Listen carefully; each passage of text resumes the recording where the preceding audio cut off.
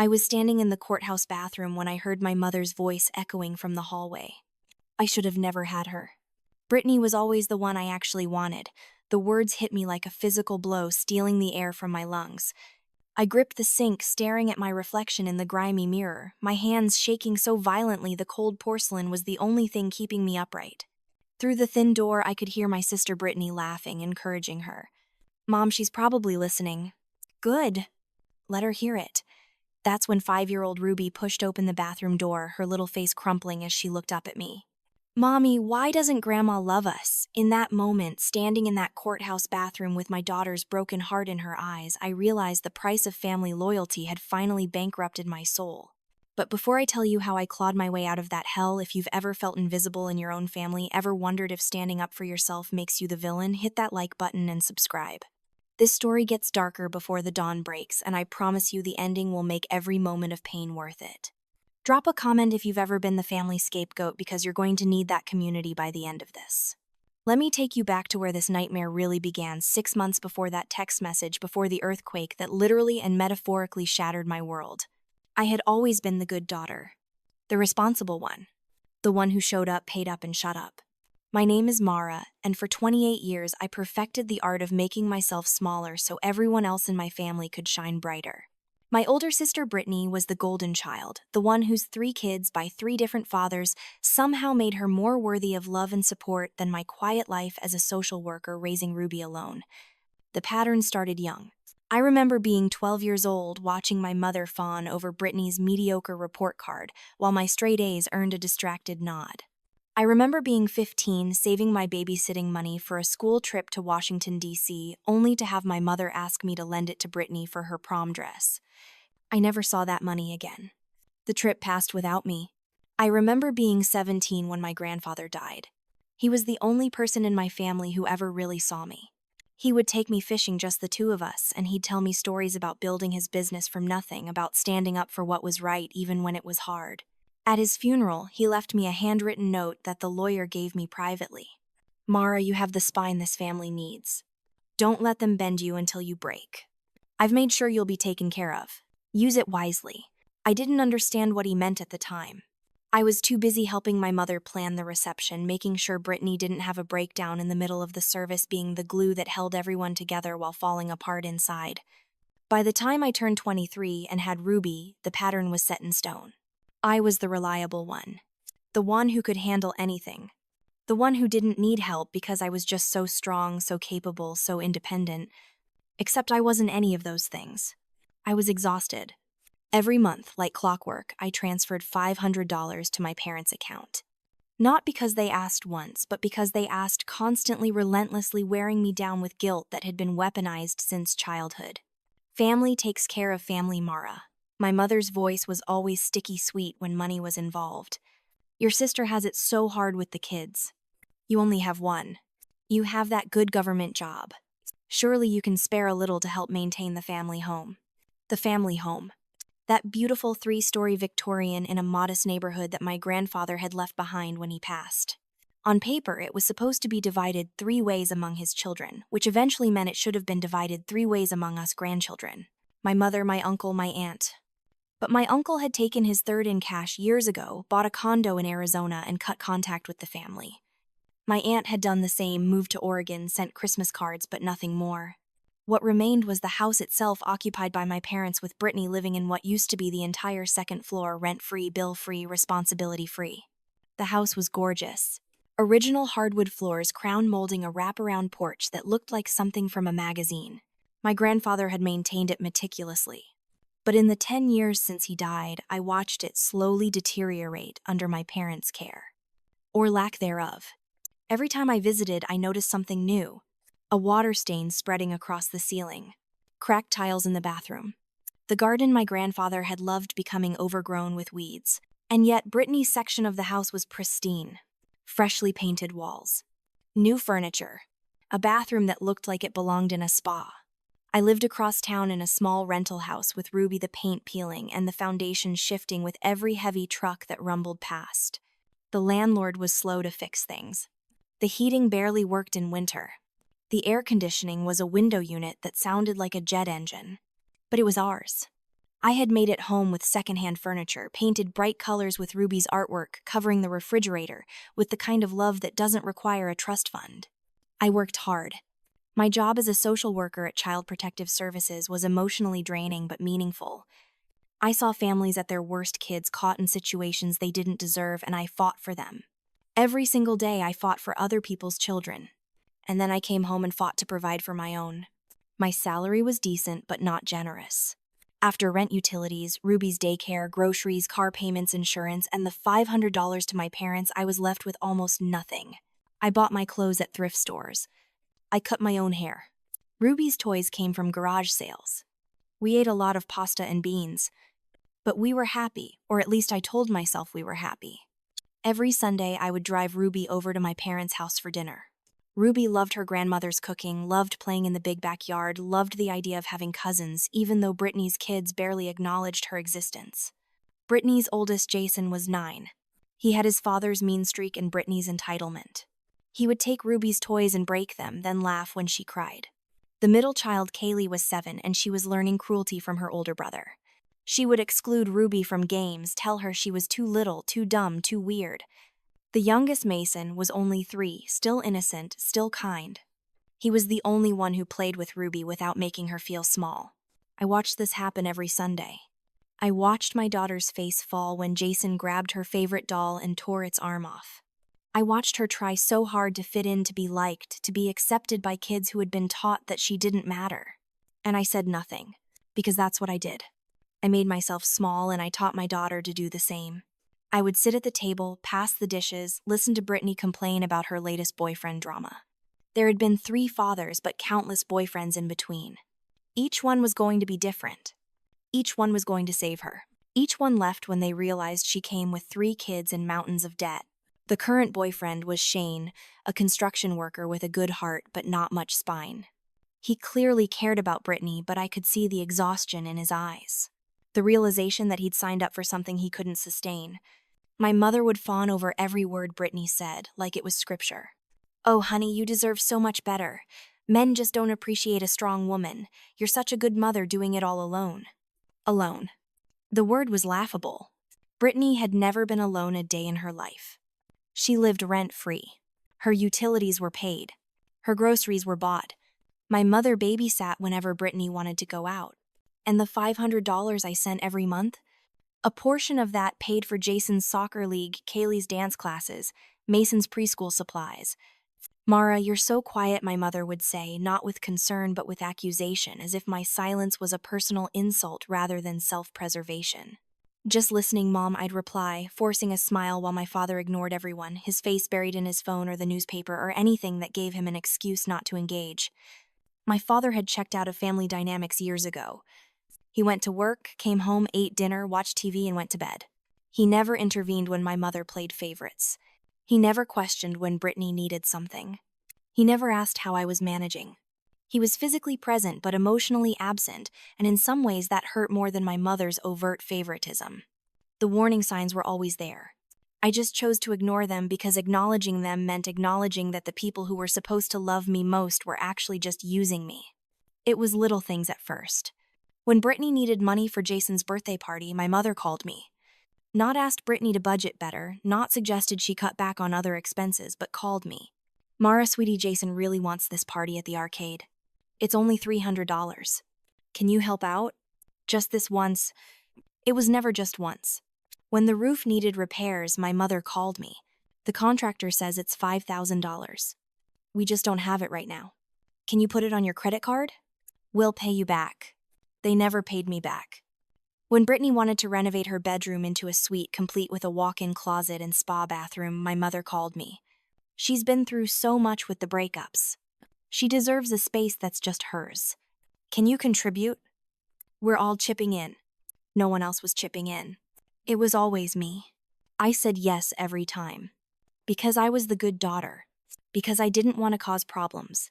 Because I'd been conditioned since childhood to believe that my needs didn't matter as much as everyone else's wants. 3 months before the earthquake, something shifted. I was at work reviewing a case file for a 6-year-old girl who was being neglected by her parents. They spent money on drugs and alcohol while she wore clothes that didn't fit and went to school hungry. I was preparing to recommend removal from the home, and as I typed up my report, I had this moment of horrible clarity. I was doing to Ruby what these parents were doing to this little girl. Not as severely, not as obviously, but the pattern was there. I was sacrificing her well-being for the sake of people who didn't appreciate it. I was teaching her that her needs came last. That night, I went home and looked at my bank statements. Really looked at them for the first time in years. I added up every payment I'd made to my parents over the past 5 years. The monthly $500, the emergency expenses, the special occasions, the times Brittany was short on rent for her car insurance, her credit card bills, $47,000. I had given my parents $47,000 in 5 years. I sat on my couch in my rundown rental house and I cried. Because in that same time period, I had put exactly $800 into Ruby's college fund. I drove a car that was one breakdown away from the junkyard. I hadn't been to a dentist in 3 years. Ruby's winter coat was from 2 seasons ago, getting tight in the sleeves. $47,000 that could have changed our lives. Gone. But it wasn't really gone, was it? It had gone to Brittany's renovations, to Jason's expensive birthday parties, to Kaylee's designer clothes, to maintaining a lifestyle my sister had never earned and my parents enabled at my expense. That night, I lay awake, staring at the ceiling, listening to the house settle and creak, and I wondered when I had become so disposable. At what point had I internalized the message that my value was in what I could provide, not in who I was? I thought about calling my mother, about having a conversation about boundaries and fairness, but I already knew how that would go. She would cry. She would tell me I was being selfish. She would remind me of all the times they'd helped me, which, upon reflection, I couldn't actually remember happening. She would make me feel guilty for even asking. And I would back down, apologize, and keep writing checks. So I didn't call. I just lay there in the dark, feeling something hard and cold crystallizing in my chest. Not quite en jour yet, but getting there. The next Sunday dinner was different. I saw everything with new eyes. I watched Brittany show up 30 minutes late, complaining about traffic while my mother scrambled to reheat the food. I watched her let her kids run wild through the house, knocking over my grandfather's antique lamp without a word of reprimand.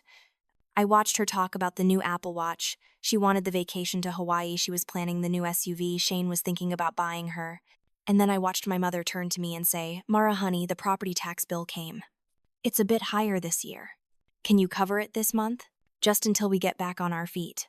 Just until we get back on our feet. The phrase they'd been using for 10 years. I opened my mouth to say yes, like always. But what came out was, "How much is it?" My mother looked surprised. I never asked for details. $2,300. And you don't have that in savings? Well, we had some unexpected expenses. What expenses? My mother's eyes narrowed slightly. Why are you interrogating me, Mara? I'm not interrogating. I'm just asking what the unexpected expenses were. Brittany jumped in. Oh my God, Mara, just say yes or no. Don't make this into a whole thing. I looked at her. Really looked at her. She was wearing a designer blouse I'd seen at Nordstrom for $200. Her nails were freshly done. Her hair had obvious highlights that cost more than I spent on groceries in a month. I'll think about it, I said. The table went silent. My mother's fork paused halfway to her mouth. My father looked up from his phone for the first time all meal. Brittany stared at me like I'd grown a second head. You'll think about it, my mother repeated. Yes. I need to look at my budget. Since when do you need to look at your budget? You always help out. Since I realized I'm not helping, I'm enabling. The word hung in the air like smoke. My mother's face went through several emotions. Shock, hurt, and then anger. Enabling? Is that what you think we're doing? Taking advantage of you? I didn't say that, but you implied it. After everything we've done for you, after we raised you, sacrificed for you. I could feel my resolve weakening, the old conditioning kicking in. Apologize. Back down. Be the good daughter. But then I looked at Ruby sitting quietly at the end of the table, making herself small just like I'd taught her, and something in me hardened. What have you sacrificed for me, Mom? Specifically, my mother's mouth opened and closed. I can't believe you're asking me that. I gave you life. You were supposed to. That's what parents do. What have you sacrificed for me that you didn't sacrifice equally for Brittany? This is ridiculous. Brittany has 3 kids. She needs more support. Brittany has 3 kids because she made choices. And those choices are not my financial responsibility. Brittany stood up so fast her chair scraped against the hardwood floor. Screw you, Mara. You've always thought you were better than me because you only have one kid and a fancy job. Some of us didn't get all the advantages. I stood up too, my heart pounding. What advantages? We grew up in the same house, went to the same schools, had the same opportunities. The difference is I worked my ass off and you coasted. And our parents let you coast because I was always there to catch you when you fell. Girls, stop this right now, my mother snapped. Mara, I think you should leave. I grabbed my purse and Ruby's hand. Gladly. Come on, baby. As we walked to the car, Ruby was quiet. Too quiet. When I buckled her into her car seat, she looked up at me with those big brown eyes and asked Mommy, "Are you and Grandma fighting?" "We're having a disagreement, sweetheart. About money. About more than money. About respect." She thought about that for a moment. "Does Grandma not respect you?"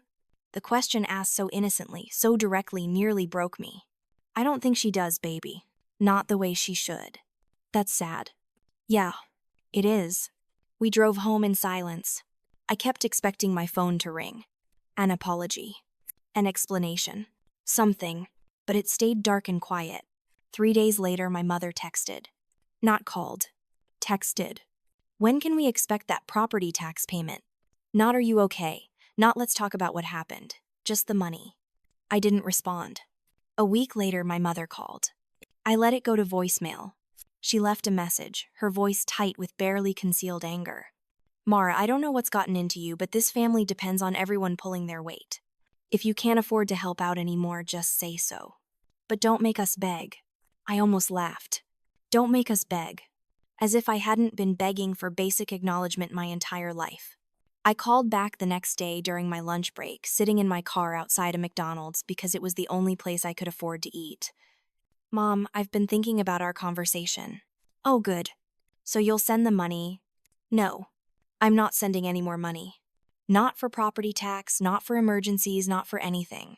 Silence. Then, "Excuse me, I can't afford it anymore. I'm barely making ends meet as it is." "You make more than enough. You're just being spiteful because we had one fight." "It's not about the fight. It's about the fact that I've given you thousands of dollars over the years and I have nothing to show for it. Ruby and I are struggling, Mom. We need that money more than you do. We'll lose the house." "You won't lose the house over one property tax payment. But we might lose it eventually." "Is that what you want? To see your parents homeless?" The emotional manipulation was so obvious, so practiced, I wondered how I'd fallen for it for so long. "You're not going to be homeless. You'll just have to budget like everyone else." "I can't believe you're doing this. After everything." "What everything, Mom? Name one thing you've done for me in the last 5 years." More silence. "Then I let you bring Ruby to Sunday dinner." I actually laughed. "You let me come to dinner. That's it. That's your argument for why I should keep funding Brittany's lifestyle. You're being cruel." "I'm being honest. There's a difference." I hung up before she could respond. My hands were shaking. My heart was racing. But I felt something I hadn't felt in years. Power. The power to say no. The power to choose myself. That night, I did something I'd been too afraid to do for years. I went through my documents looking for the paperwork from my grandfather's estate. I'd signed some things when I turned 18, but I'd been grieving and overwhelmed and I hadn't paid close attention. I found the folder in the back of my closet, dusty and forgotten. Inside were copies of the trust documents, the will, the property deed. I spread them out on my kitchen table and started reading. The legalese was dense, but certain phrases jumped out. Equal distribution among surviving grandchildren. Trust established for Mara Chen to be dispersed upon reaching age 18. 1/3 ownership of the property located at 1247 Oakwood Drive. I owned 1/3 of my parents' house. I had since I was 18. 10 years ago. I read it again. And again. My grandfather had left me more than I realized. Not just money, though, there was some of that. But a stake in the family home. Equal to what Brittany would eventually inherit. Equal to what my cousins had already cashed out. But I'd never seen a penny from it. I'd never even known the full extent of what I was supposed to have. The next morning, I requested the day off work and drove to the county recorder's office. I asked to see the property records for 1247 Oakwood Drive. The clerk pulled them up and printed them out for me. There it was. The deed showing 3 owners. My mother, my father, and me. 1/3 each. But there was more. A mortgage taken out 5 years ago for $85,000. With my signature on it. I stared at that signature. My name in black ink. But it wasn't my handwriting. The loops were wrong. The pressure was different. It looked like someone had practiced my signature and gotten close, but not quite right. I felt like I'd been punched in the stomach. They had forged my signature. They had taken out a loan against a property I partially owned without my knowledge or consent. And they'd been using my monthly payments to cover that mortgage, letting me think I was helping with basic expenses, when really, I was paying off a debt they'd fraudulently created. I sat in my car in the parking lot and I didn't cry. I didn't scream. I just felt cold. So cold. I drove to Simone's office. She was a public defender, always up to her ears in cases, but she took one look at my face and cleared her calendar. What happened? I showed her the documents. All of them. The trust papers. The property deed. The mortgage with the forged signature. The bank statements showing years of payments. Simone's eyes got wider with each page. When she finished, she sat back in her chair and let out a low whistle. Mara, this is fraud. Actual prosecutable fraud. I know. You need to file a police report. I need to talk to them first. No, you absolutely do not. You need to protect yourself legally before you do anything else. They're my parents. They're criminals. Simone's voice was sharp. Mara, I love you, but you need to hear this. What they did is not a mistake. It's not a misunderstanding. They forged your signature on a legal document to steal from you. And they've been covering it up for 5 years while bleeding you dry. This is not family drama. This is a crime. I wanted to argue. I wanted to defend them. But I couldn't, because she was right. I don't know what to do. I do. You call my friend Franklin. He's a family law attorney and he's a shark. He'll help you figure out your options. I met with Franklin Morris 2 days later. His office was in a nice building downtown with leather chairs and law books lining the walls. He had kind eyes behind wire-rimmed glasses, but there was steel underneath. I told him everything. The years of payments. The favoritism toward Brittany. The forged mortgage. The property ownership I didn't know I had. Franklin took notes, his expression growing more serious with each detail. When I finished, he set down his pen and looked at me directly. Mara, I need you to understand something. This case is ironclad. The evidence is overwhelming. You will win. But winning means your relationship with your family is over. Are you prepared for that? I don't think I have a relationship with them. I think I have a transaction. He nodded slowly. Then let's proceed. Here's what I recommend. We file a partition action to force the sale of the property. Given the forged mortgage, we also report that to the police and file a civil suit for fraud. We'll seek to have the mortgage declared void, since you never consented to it. And we'll calculate the total amount you've paid over the years and seek restitution. How long will this take? Months. Maybe a year. Family law moves slowly. And it's going to get ugly, Mara. They're going to fight. They're going to say terrible things about you. They're going to try to turn other family members against you. Are you ready for that? I thought about Ruby. About the way she made herself small at Sunday dinners. About the way she'd asked if we were bad people. About the future I wanted to give her where she knew her worth didn't depend on other people's approval. I'm ready. Franklin smiled. Good. Let's burn it down and salt the earth. The papers were filed 3 days later. I knew when my parents received them because my phone exploded. 17 missed calls from my mother. 23 texts. 6 voicemails. All variations of the same theme. How could I do this? I was destroying the family. I was being vindictive and cruel. I was going to regret this. Brittany left me a voicemail that was just screaming. No words, just incoherent rage. Then another one. You miserable bitch. You're really going to do this. You're going to make Mom and Dad lose the house. Over what, some money? You make me sick. I didn't respond to any of it. Franklin had advised me not to, and for once I was following good advice. But then Brittany took it public. She posted on Facebook a long, rambling essay about how I was trying to steal the family home out from under our elderly parents, how I was demanding money they didn't have, how I'd always been jealous of her kids, and was now punishing the whole family because I was bitter and alone. The post got dozens of likes, dozens of comments from relatives I hadn't spoken to in years. Mara always was stuck up. Can't believe she'd do this after everything they did for her. Some people forget where they come from. This is what happens when you only have one kid and get too much education. Lose perspective on what family means. I watched the comments pile up, each one a knife in the back, from people who didn't know the truth, didn't want to know the truth, who found it easier to believe I was the villain. Ruby saw some of the comments when she borrowed Simone's tablet to play a game. She came to me with tears in her eyes. "Mommy, why does Aunt Brittany say you're stealing from Grandma?" I pulled her into my lap, choosing my words carefully. "Sometimes, baby, when people do something wrong and get caught, they try to make the person who caught them look bad. That's all this is. But you're not stealing. You're just trying to get what's yours." "How do you know that?" "Because you're the most honest person I know. You always tell me that lying is wrong. You wouldn't lie about this." Out of the mouths of babes. My 5-year-old had more faith in me than my entire extended family. That night, I couldn't sleep. I kept reading the Facebook comments, torturing myself with the things people said. People who'd eaten at my table. People I'd helped when they needed it. People who were all too willing to believe the worst about me. Simone found me at 3 in the morning, staring at my phone in the dark. "You're doom scrolling." "I can't help it." "Yes, you can. Give me the phone." She held out her hand. "Simone."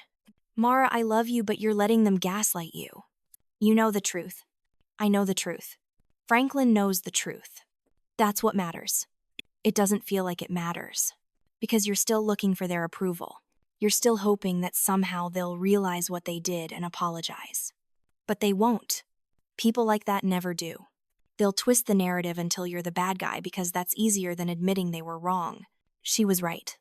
I knew she was right. But knowing something intellectually and feeling it emotionally were two different things. The next day, I made a decision. If Brittany wanted to play dirty on social media, I could too. But I wasn't going to yell or accuse. I was going to let the evidence speak. I created a new account under a pseudonym. And I started posting screenshots. Not all at once. Just one a day. A text message from my mother asking for money. A bank statement showing a $500 transfer. A copy of the trust documents showing I owned part of the house. A side-by-side comparison of the forged signature and my real signature. I never added commentary. I never explained. I just posted the evidence and let people draw their own conclusions. The tide started to turn. Slowly at first. One comment. "Wait, is this real?" Then another. "If someone forged her signature, that's literally a crime." And another. "Those bank statements don't lie. She's been supporting them for years." People who had initially sided with Brittany started questioning the narrative. Some deleted their comments. Others posted new ones defending me. The story was no longer as simple as Brittany had painted it. Brittany noticed. Of course she noticed. She doubled down with a TikTok video. Tears streaming down her face. She talked about how I was tearing the family apart, how I was leaving our parents homeless after a natural disaster, how I was keeping Ruby away from her cousins out of spite, how I'd always been the jealous sister who couldn't stand that she was loved more. The video went viral in our community. Thousands of views. Hundreds of shares. The comments were split. Half believed her performance. Half saw through it. One comment stood out. "This woman is wearing a $200 shirt and talking about being broke. Make it make sense." That's when things took an unexpected turn. Someone I never found out who started digging into Brittany's social media history. They compiled a thread of all her posts from the past 5 years. Pictures of vacations, designer purchases, expensive restaurants, new cars, all while claiming to be a struggling single mother. The thread went viral. People love a hypocrite, and Brittany had just been exposed as one.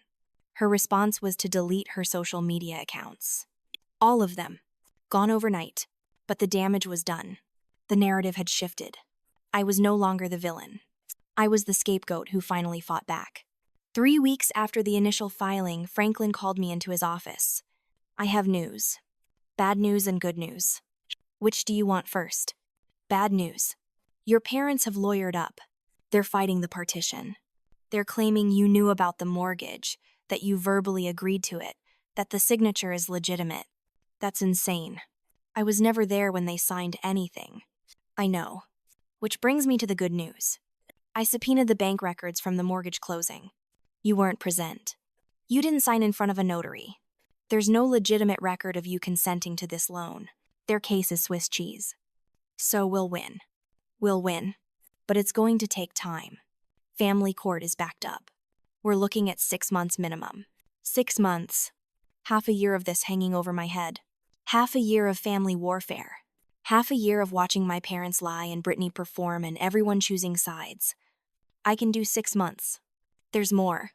The district attorney's office is interested in the forgery. They might file criminal charges. My stomach dropped. Criminal charges. Mara, your parents committed fraud. The DA has a duty to investigate. I can't control that. I don't want my parents to go to jail. Then you shouldn't have reported the fraud. Franklin's voice was gentle but firm. You can't have it both ways. Either you hold them accountable or you don't. You chose accountability. Now you have to see it through. He was right. I knew he was right. But knowing your parents might face criminal charges even when they deserved it felt like swallowing glass. That night, Ruby asked me if we could have dinner at Grandma's house soon. She missed the backyard. She missed playing with Mason. Baby, we're not going to Grandma's house for a while. Because of the fight. Yes. Will we ever go back? I looked at my daughter at her hope and innocence, and I wanted to lie. I wanted to tell her that everything would be okay, that families always work things out, that love conquers all. But I'd been lying to myself for 28 years. I wasn't going to start lying to her. I don't think so, sweetheart. Not the way things were. But I'll still see Mason. Maybe someday. When you're both older. She nodded solemnly. Okay. That's sad, but okay. Kids are so resilient. So much more resilient than adults give them credit for. She processed it and moved on. I was the one who carried it like a stone in my chest. Then the earthquake hit. It was a Tuesday morning, 6 weeks into the legal proceedings. I remember because Ruby had just left for school and I was getting ready for work when the world started shaking. Living in California, earthquakes were part of life. But this one was different. Violent. Angry. The kind that makes you wonder if the earth itself is trying to shed you off like a bad rash. I grabbed my phone and my keys and ran outside watching as my neighbors did the same. The shaking lasted 45 seconds, but it felt like hours. When it finally stopped, the silence was deafening, broken only by car alarms and distant screams. I looked at my house and felt my stomach drop. The front porch had partially collapsed, the support beams splintered like toothpicks. Cracks spiderwebbed across the walls, deep and structural. The chimney, which had always been more decorative than functional, had crumbled into a pile of bricks on the lawn. Through the broken front window, I could see my living room, everything tossed and broken. The house wasn't just damaged. It was uninhabitable. I couldn't go back inside. The structure was too unstable. A neighbor, Mr. Patel, shouted that we needed to evacuate the block. Gas leaks. Potential aftershocks. I grabbed what I could from the garage, threw it in my car, and drove to Ruby's school. The school was chaos. Parents everywhere, some crying, some frantically calling loved ones. Teachers were doing their best to keep the kids calm, but you could see the fear in their eyes too. When I finally got Ruby in my arms, she was shaking, tears streaming down her face. Mommy, I was so scared. The room was shaking and things fell, and I didn't know if you were okay. I'm here, baby. I'm here. We're okay. We're together. But we weren't okay. We had nowhere to go. I sat in my car in the school parking lot, Ruby buckled in the back seat, clutching her stuffed rabbit, and I made a mental list of options. Hotels were already price gouging rooms, going for $300 a night if you could find one. The shelters were overflowing, and I'd seen enough in my line of work to know they weren't safe for a 5-year-old. Friends were dealing with their own damage, their own families to worry about, which left one option, the option I'd been dreading. I called my mother. She answered on the third ring. Mara. Her voice was cold. We hadn't spoken since the lawsuit started. Mom, there was an earthquake. Our house is damaged. We can't stay there. Can Ruby and I stay with you just for a few days until I figure something out? There was a pause. A long, heavy pause that made my chest tight. I could hear voices in the background. Brittany. Is that Mara? Tell her we're full. Oh, sweetheart, my mother said, and I could hear the false sympathy dripping from her words. Of course you're welcome here. But, that word hung in the air like a noose. But what, Mom? Well, we don't really have space for both of you. The house is already so cramped with Brittany and the kids. We're having our own repairs done from the earthquake. Maybe just you. Ruby could stay with her father's family. Ruby's father had been out of the picture since before she was born. My mother knew this. Everyone knew this. Mom Ruby has nowhere else to go. She's 5 years old. She's your granddaughter. I know that, Mara, but we have to be realistic. We just don't have the room. And with everything going on with the lawsuit, it's just awkward, you know. So you're punishing a 5-year-old because I'm standing up for myself. I'm not punishing anyone. I'm being practical. There's just not enough space. I looked at Ruby in the rearview mirror. She was so small, so scared, covered in dust from the earthquake, clutching her rabbit like it was the only solid thing in her world. Mom, I'm begging you. Just for a few days. We'll sleep on the floor if we have to.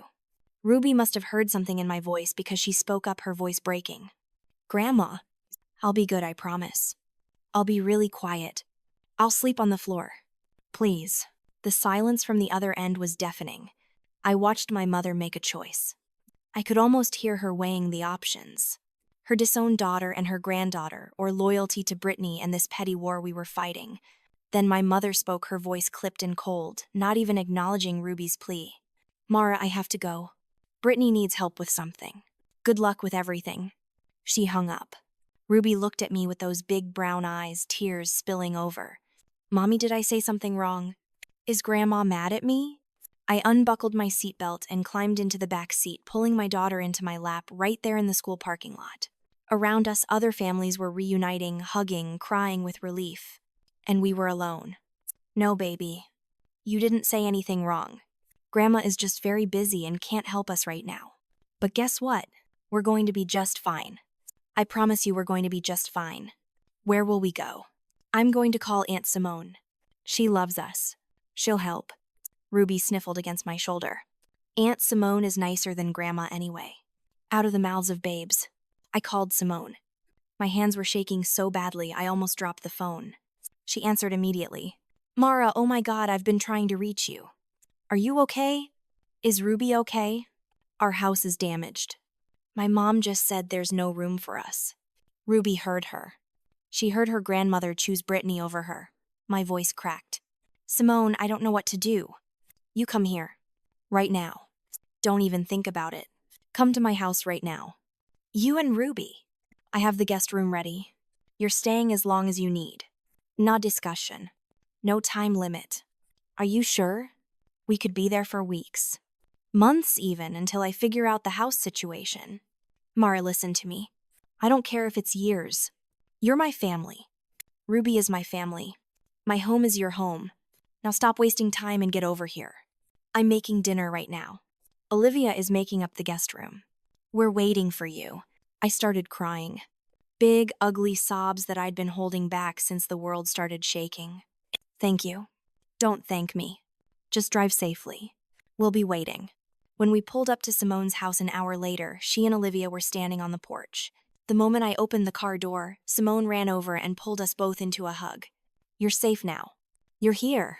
It's going to be okay. Olivia took Ruby's hand. Hey there, Ruby Roo. I made mac and cheese. Want to help me set the table? Ruby looked up at me for permission.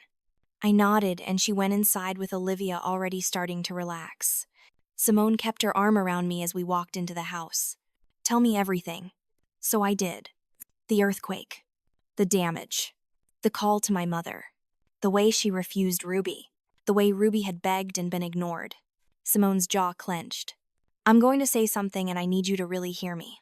Your mother is not a good person. Brittany is not a good person. Your father is complicit. They are toxic, abusive, manipulative people. And you need to stop expecting them to suddenly become who you need them to be. They won't. They can't. This is who they are. But they're my family. Family doesn't do this to each other. Family doesn't forge your signature to steal from you. Family doesn't reject your child after a natural disaster. Family doesn't weaponize social media against you. These people are not your family. They're just people you're related to. I wanted to argue. I wanted to defend them. But sitting there in the warm safety of Simone's home with the smell of mac and cheese wafting from the kitchen and the sound of Olivia making Ruby laugh, I realized she was right. Blood didn't make you family. Love did. And the people who loved me were right here. That night, after Ruby was bathed and fed and finally asleep, curled up in clean sheets that smelled like lavender, I sat in Simone's kitchen nursing a cup of tea I couldn't taste. They said no, I finally said. My own mother said there was no room for Ruby. Not because there wasn't room. Because of the lawsuit. I know. How do I come back from this? How do I ever forgive them? I don't think you do. And I don't think you should try. But what does that make me? It makes you someone who protects herself and her child. It makes you someone with self-respect. It makes you a survivor, Mara. Not a victim. A survivor. I wanted to believe her. I wanted to feel strong and empowered and done with them. But mostly I just felt broken. The next morning I went to work despite everything. I needed normalcy. I needed to think. But my phone kept buzzing. My mother. Brittany. Text after text. From Mom, Mara, you're being dramatic. We would have figured something out. From Brittany, Mom says you're mad at her. Can you just not make everything about you for once? There's an earthquake. People are suffering. And you're causing more problems. From Mom again. Are you really going to hold a grudge during a disaster? We're family. Act like it. I didn't respond. Instead, I opened my banking app and looked at my upcoming bills. Rent on a house I couldn't live in. Utilities that were still being charged. And the space where that $500 transfer used to go now available. I sent a text to my mother. Just one. The monthly payments are over. Permanently. Use the money you were depending on from me to figure out your own housing situation. She called immediately. I declined. She called again. Declined. Then came the voicemail. Mara, this is childish. We get that you're upset, but you can't just abandon your family obligations because of one disagreement. That money helps keep this family afloat. Without it, we'll have trouble with the mortgage payments. Is that what you want? For your parents to lose their home? For your sister and her children to be on the street? All because of your pride. Her words were designed to make me feel guilty. And a month ago they would have worked. But now, after she'd refused my daughter shelter after everything I'd learned about the forgery and the theft, those words just bounced off. I saved the voicemail. Franklin might want it for the case. 2 weeks passed. Ruby started at her new school closer to Simone's house. She seemed happier, lighter. She made a friend named Emma who invited her for playdates. She stopped asking about Grandma's house. I began the process of filing insurance claims for my rental. The landlord was sympathetic but made it clear the repairs would take months. My lease wasn't up for another 8 months. I was stuck paying rent on a house I couldn't live in. Simone refused to let me pay rent to stay with her. Your family. Family doesn't charge family. But I insisted on buying groceries, on paying for utilities, on contributing what I could. It was the least I could do. Then Franklin called with an update. Mara, things are moving faster than expected. The DA has officially filed criminal charges against your parents for fraud and forgery. They're facing felony charges. My stomach dropped. Felony? The amount of money involved and the documentation makes this serious. They're looking at possible jail time if convicted. I never wanted that. I know. But Mara, you can't unring this bell. You reported a crime. The legal system is now doing what it's designed to do. You don't get to pick and choose which consequences they face. What happens now? They'll be arraigned next week. They can take a plea deal or go to trial.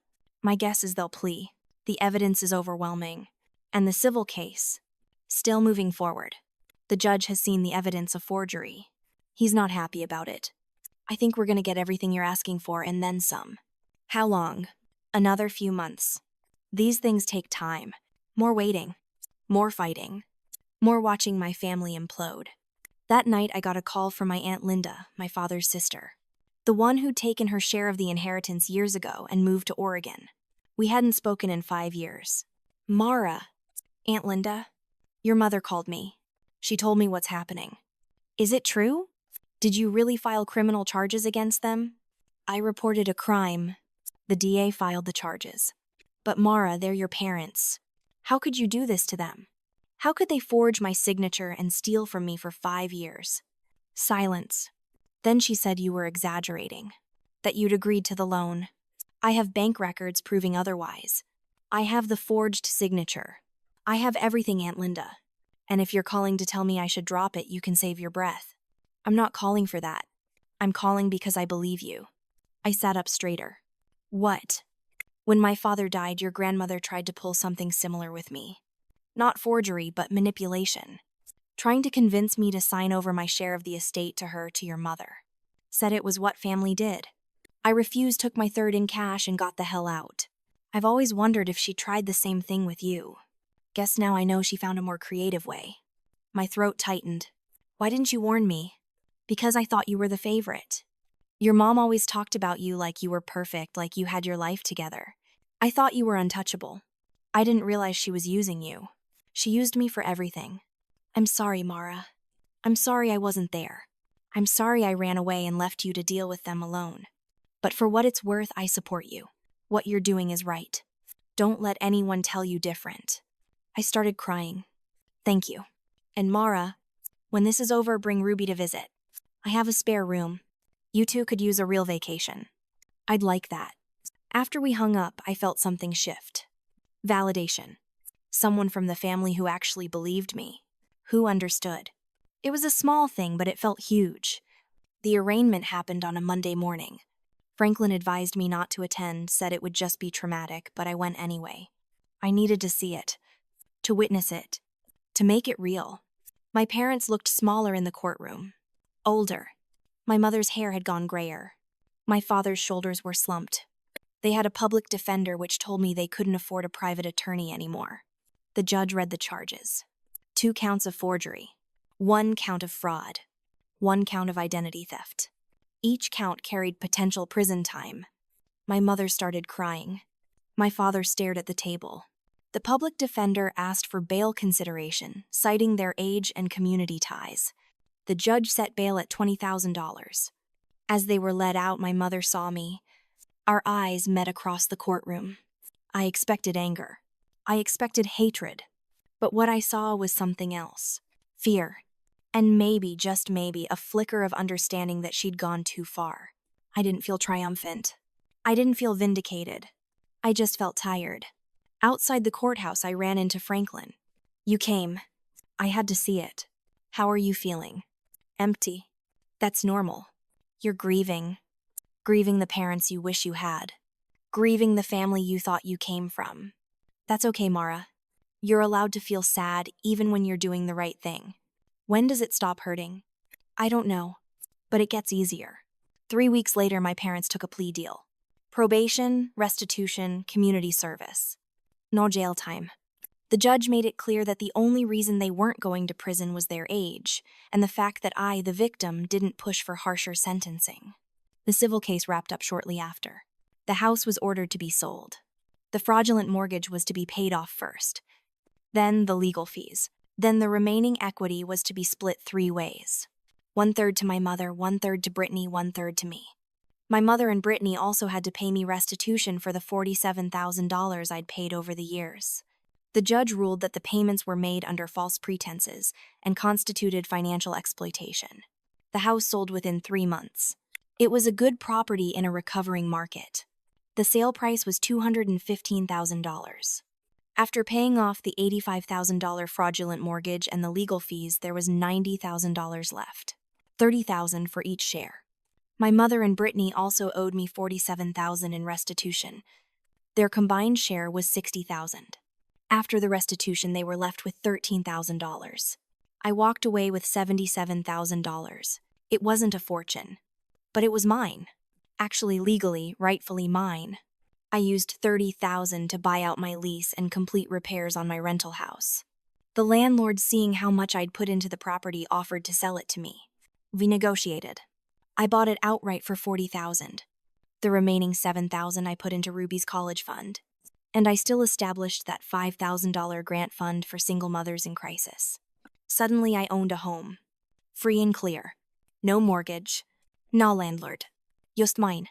The repairs took another 6 weeks. When they were finally done, Ruby and I moved back in. But it didn't feel the same. It felt better. Because this time it was truly ours. We painted the walls bright colors. Ruby picked purple for her room. I hung her artwork everywhere. We planted flowers in the front yard. We built a life. 6 months after the court case ended, I got a text from my mother. Just one line. We lost everything because of you. I stared at that message for a long time. In the past, it would have destroyed me, made me question everything, made me wonder if I'd gone too far. But now I understood what she was really saying. They lost their ability to use me. They lost their cash cow. They lost their scapegoat. They didn't lose everything because of me. They lost their grip on me because of themselves. I started typing a response, a long one, explaining everything, defending myself. But halfway through, I stopped. They didn't deserve an explanation. They didn't deserve my energy. They didn't deserve any more of my time. I deleted the message. And I deleted her number. Then I deleted Brittany's number. My father's. Every relative who'd chosen their comfort over my truth. My contact list got a lot shorter. But my life got a lot lighter. Ruby asked me once if I was angry. I told her the truth. I had been angry. Furiously, destructively angry. But anger is like fire. It either destroys you or forges you into something stronger. I chose the forge. I didn't go too far and I didn't stop short. I went exactly as far as the situation demanded. I protected my child. I protected myself. I exposed the truth. I held people accountable. And then I moved on.